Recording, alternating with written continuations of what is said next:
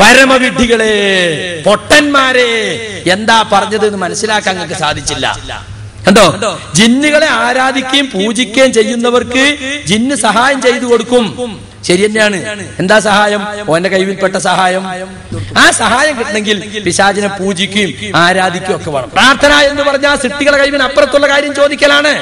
അവരെ കൈവിൽപ്പെടാത്ത അവരോട് ചോദിച്ചാൽ കിട്ടുമോ? ജിന്നിനോട് പ്രാർത്ഥിച്ചാലും കിട്ടൂല, മലക്കിനോട് പ്രാർത്ഥിച്ചാലും കിട്ടൂല. കാരണം അതിനുള്ള കഴിവ് അല്ലാഹു അവർക്ക് കൊടുത്തിട്ടില്ല. പക്ഷെ അവരെ കഴിവിൽപ്പെട്ട കാര്യങ്ങൾ അവർ എന്ത് ചെയ്യും? അവരെ ആളുകൾക്ക് സഹായിക്കും. ജിന്നുകൾ അവന്റെ ആളുകളെ സഹായിക്കും, അവന്റെ കഴിവിൽപ്പെട്ട കാര്യങ്ങൾ. ഇപ്പൊ ദൂരത്തുള്ള സാധനങ്ങൾ പെട്ടെന്ന് പോയി എടുത്തു വരാനോ അത് പറഞ്ഞു കൊടുക്കാനോ ശൈത്താന് സാധിക്കും. അത് അവന്റെ കഴിവിൽപ്പെട്ട കാര്യമാണ്.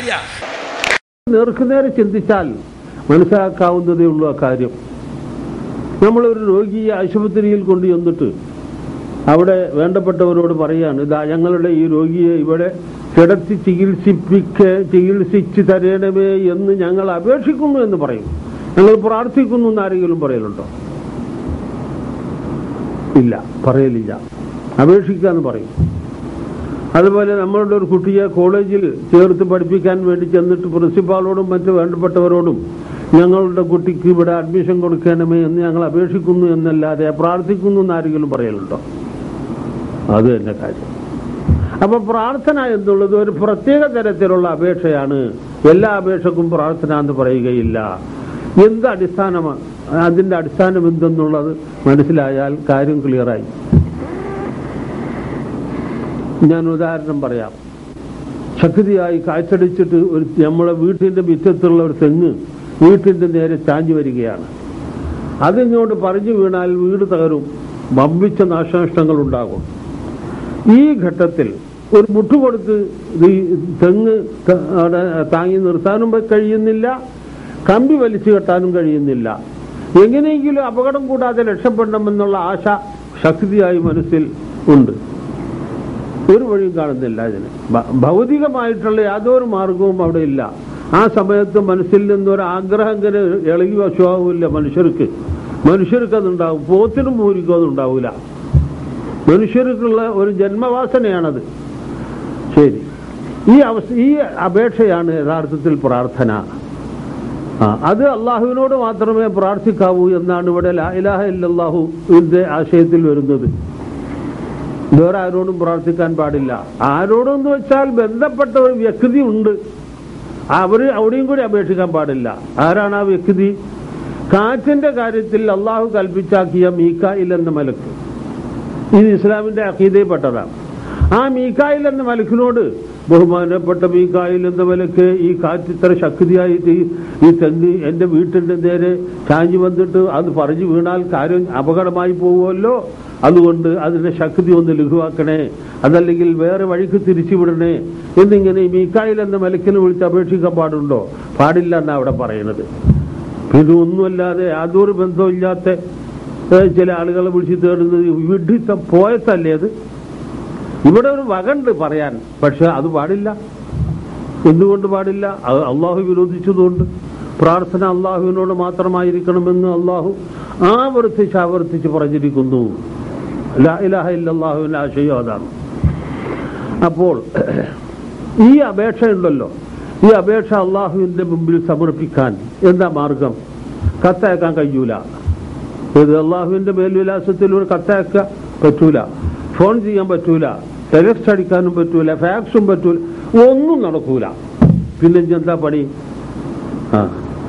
നോക്കിയിട്ട് കാണുന്നില്ല. ഭൗതികമായ ദൃശ്യമായ മാർഗം ഇല്ല എങ്കിലും നമ്മൾ മനസ്സിൽ കരുതിയത് പോലും അറിയുകയും വേണ്ടത് ചെയ്യുകയും ചെയ്യുന്ന സ്വഭാവക്കാരനാണ് അള്ളാഹു. ആ നിലക്ക് അപേക്ഷ പറയലേ. അപ്പോൾ ഈ അപേക്ഷ സമർപ്പിക്കാൻ ദൃശ്യവും ഭൗതികവുമായ മാർഗമില്ല, അഭൗതികവും അദൃശ്യവുമാണ്. അവിടുന്ന് ആ അപേക്ഷ സ്വീകരിച്ചിട്ട് ഇങ്ങോട്ട് അതിന് വേണ്ടത് ചെയ്തു തരിക എന്നുള്ളതിനും ഭൗതികമായ ദൃശ്യമായ മാർഗമില്ല. അതും അഭൗതികവും അദൃശ്യവും തന്നെയാണ്. അതാണ് പ്രാർത്ഥന.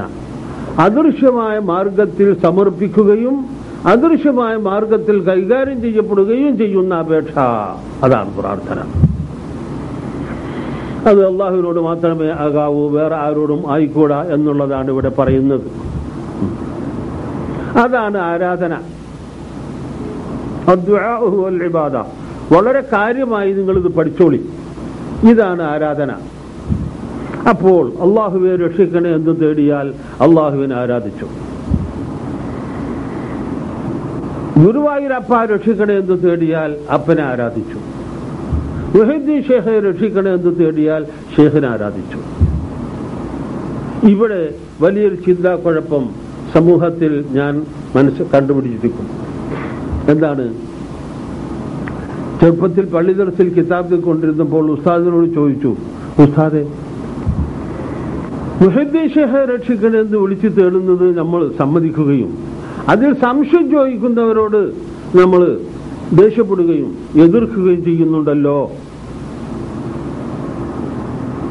ഗുരുവായൂരപ്പ രക്ഷിക്കണമെന്ന് വിളിച്ചു തേടുന്നതിനെ നമ്മൾ സമ്മതിക്കുന്നുമില്ലല്ലോ, എന്താ വ്യത്യാസം എന്ന് ചോദിച്ചു. അപ്പൊ എന്നെ കുറച്ച് ചീത്ത പറയും.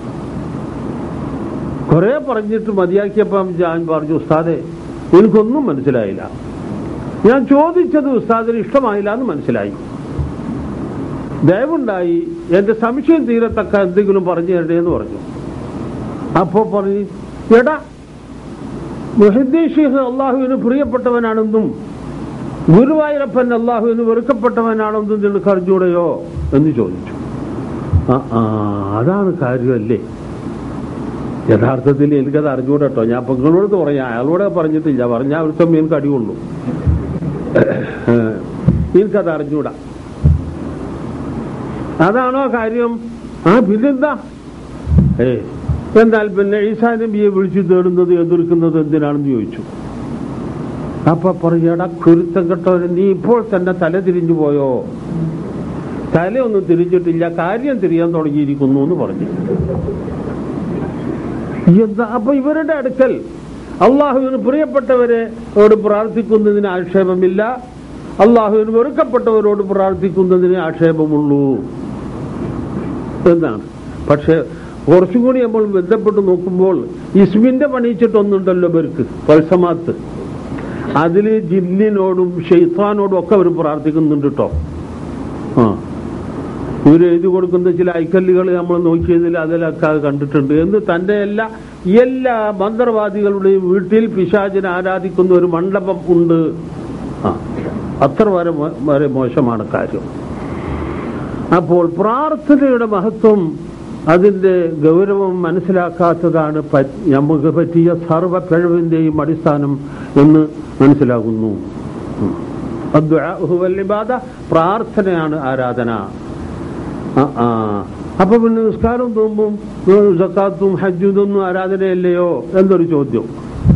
അതെ, ഒക്കെ ആരാധനകളാണ്. പക്ഷേ അതിന്റെ ഉള്ളിൽ പ്രാർത്ഥന ഉണ്ടാകണമെങ്കിലേ ആരാധന ആവുകയുള്ളൂ, അല്ലെങ്കിൽ ആവൂല. അതാ മറുപടി. നമസ്കാരം ഇബാദത്തുകളിൽ ഏറ്റവും പ്രധാനപ്പെട്ടതാണെന്ന് ചെറുപ്പത്തിൽ നാം പഠിച്ചിട്ടുള്ളതാണല്ലോ. എന്നാൽ അള്ളാഹുവിനോട് പ്രാർത്ഥിക്കുക എന്ന ജീവൻ അതിൻ്റെ ഉള്ളിൽ വേണം, എങ്കിൽ മാത്രമേ നമസ്കാരം ഇബാദത്താകുകയുള്ളൂ. അതില്ലാതെ വന്നാൽ ഇബാദത്തല്ല. ആർക്കും ഇതിൽ എതിർപ്പുണ്ടാവില്ല. എന്താണ്? ആളുകളുടെ നമസ്കരിക്കുന്നവരുടെ കൂട്ടത്തിൽ ചെന്നുപെട്ട ഒരു താരിഖു സ്വലാത്ത്, നമസ്കാരം ഉപേക്ഷിക്കുന്ന ഒരു മനുഷ്യൻ ഈ കൂട്ടത്തിൽ ചെന്നുപെട്ടപ്പോൾ എല്ലാവരും നമസ്കരിക്കുമ്പോൾ ഞാനെങ്ങനെ ഇപ്പൊ വെറുതെ കുത്തിയിരിക്കുക? അപ്പൊ ഇവരൊക്കെ എന്താണ് എന്നെ മനസ്സിലാക്കുക, എന്നെ കൊണ്ട് എന്തൊക്കെ പറയാ എന്ന് ആലോചിച്ചിട്ട് വെറുതെ കൂട്ടത്തിൽ നമസ്കരിച്ചു എങ്കിൽ ആ ആളെ കാണിക്കാൻ വേണ്ടി ചെയ്യുന്ന നമസ്കാരം ഇബാദത്തല്ല. എന്താ കാരണം? അവിടെ പ്രാർത്ഥന ഇല്ല. പിന്നെ ഒരു കാര്യം നമസ്കാരം ഉണ്ടായിരുന്നു എന്റെ നാട്ടിൽ, വെളിയങ്കോട്ടും പരിസരങ്ങളിലും ഒക്കെ ഇന്നും ചിലയിടത്തൊക്കെ ഉള്ളതായി അറിയുന്നു. വിവരക്കേടിന്റെ കാലത്ത് ചെയ്തിട്ടുള്ളവനാണ് ഞാൻ. അള്ളാഹു പുറത്തു തരട്ടെ. എന്താണെന്നറിയോ? ഖുത്ബിയ്യത്ത് എന്ന് പേരായ ഒരു റാത്തീബുണ്ട്. 1000 പ്രാവശ്യം മുഹീദ്ദീൻ ഷേഖിനെ വിളിച്ചു പ്രാർത്ഥിക്കലാണ് ആ റാത്തീബിലെ പ്രധാന ഭാഗം. ആ റാത്തീബ് തുടങ്ങുന്നതിന്റെ മുമ്പ് 12 റക്അത്ത് നമസ്കരിക്കണമെന്ന് പറയുന്നു. ആ നമസ്കാരത്തിലെ പ്രാർത്ഥന എന്താണെന്നറിയോ? ബഹുമാനപ്പെട്ട ശൈഖ് തങ്ങൾ അവർകളെ, ഞങ്ങളിതാ ഈ ഖുത്ബിയ്യത്ത് തുടങ്ങാൻ പോകുന്നു, ഞങ്ങളിൽ നിന്ന് ഇത് കബൂലാക്കണമേ. ഇത് നേർച്ചയാക്കിയ ഈ വീട്ടുകാരന്റെ മുറാദ് ഹാസിലാക്കി കൊടുക്കണേ, ഞങ്ങളുടെയും മുറാദ് ഹാസിലാക്കി തരണേ, ഞങ്ങൾക്ക് നല്ല സംഖ്യ കൈമടക്ക് തരാൻ അയാളുടെ മനസ്സിൽ തോന്നിപ്പിക്കണേ. ഇതാണ് പോയി കാര്യം. അതുകൊണ്ട് ആ നമസ്കാരം സാധാരണ ഫാത്തിഹ ഓതി പിന്നെ സൂറത്തുൽ കാഫിറൂൻ ഓതി, രണ്ടാം റക്അത്തിൽ ഫാത്തിഹയ്ക്ക് ശേഷം സൂറത്തുൽ ഇഖ്ലാസ് ഓതി വളരെ വളരെ ഖുശൂഅോടുകൂടി അടങ്ങി ഒതുങ്ങി കേട്ടോ, സാധാരണ നമസ്കാരത്തിൽ ഉണ്ടാകേണ്ടുന്നതായ ഖുശൂഅ് വളരെ ഭംഗിയായിട്ട് ആണ് ചെയ്യുന്നത്. പക്ഷേ മർമ്മം ഇതാണ്, ഇത് മുഹദ്ദിസുമായിട്ടുള്ള അടുപ്പവും പൊരുത്തവും ആഗ്രഹിക്കലാണ് അവിടെ തകർന്നു. അല്ലാഹുവിന്റെ റസൂൽ പറഞ്ഞു, പ്രാർത്ഥന ആരാധനയുടെ മധ്യയാകുന്നു. ഈ രണ്ടാമത്തെ ഹദീസ് കൂടി പഠിച്ചാൽ മതി, കാര്യം ഭംഗിയായി. അപ്പോൾ പ്രാർത്ഥന ആരാധനയാണ്, പ്രാർത്ഥന ഉൾക്കൊള്ളുന്ന കാര്യവും ആരാധനയാണ്. പ്രാർത്ഥന ഉൾക്കൊള്ളാത്ത വിധത്തിൽ ഒരു കാര്യവും ആരാധനയാവൂല. നേരം വെളുത്തിട്ട് ഉറൂവാകുന്നത് വരെ ഒരു ഉച്ച വെള്ളം കുടിക്കാതെ യാതൊരു സാധനവും തിന്നാതെ ഒരാള് പൂർണ്ണമായ പട്ടിണി കഴിച്ചു കൂട്ടി, അതിന് നോമ്പെന്ന് പറയോ? എന്താ അവിടെ? അവിടെ പ്രാർത്ഥനയില്ല, കിട്ടാതിരുന്നത് കൊണ്ട് കഴിച്ചില്ല എന്ന് മാത്രമേ ഉള്ളൂ. അപ്പോൾ പ്രാർത്ഥന കാര്യത്തിന്റെ കഴമ്പ് അതാണ്. നമ്മൾ പള്ളിയിലേക്ക് പോകുന്നു, എന്തിന്? ജമാഅത്തിൽ പങ്കെടുക്കാൻ. അതെന്തിന്? അള്ളാഹുവിന്റെ പൊരുത്തവും പരലോകമോക്ഷവും ലഭിക്കാൻ. അപ്പൊ പ്രാർത്ഥനയായല്ലോ. ആ നിലയിൽ പള്ളിയിലേക്ക് പോയാൽ എന്താണ് അത്? ആ പോക്ക് ഇബാദത്ത്, നടത്തം ഇബാദത്താണ്. കാലടികളുടെ എണ്ണം നോക്കിയിട്ട് പ്രതിഫലം കൊടുക്കുമെന്ന് അള്ളാഹുവിന്റെ പ്രവാചകൻ